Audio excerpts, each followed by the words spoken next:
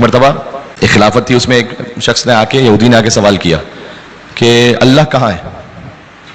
تو اس کو جواب دیا کہ اللہ آسمانوں پر ہے. تو اس نے کہا بس زمین پہ نہیں ہے، اس کا مطلب کیا؟ اب جواب نہیں بن پایا، جانے لگا. سلمان نے روک دیا، کہا باب مدینۃ العلم کے پاس، یہاں سے پوچھو.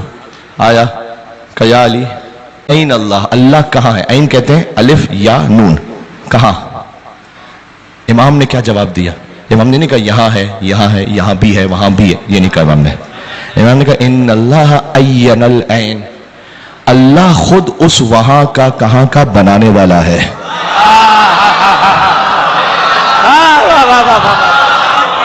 لہذا وہ اس سے ماورا اور بلند ہے کہ اس کے لیے پوچھا جائے کہ وہ کہاں ہے، اس لیے کہ جب کہاں نہیں تھا تب بھی وہ تھا.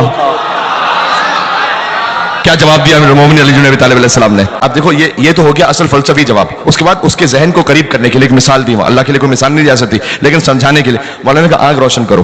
جب آگ روشن ہوئی تو مولانا نے سے پوچھا یہ آگ کہاں سے گرم ہے؟ کہ یا علی کوئی حصہ ایسا ہے ہی نہیں جہاں سے آگ گرم نہ ہو. بس مولانا نے کہا کہ کائنات کا کوئی وجود ایسا ہے ہی نہیں. کیا مثال دی علی بن ابی طالب علیہ السلام نے؟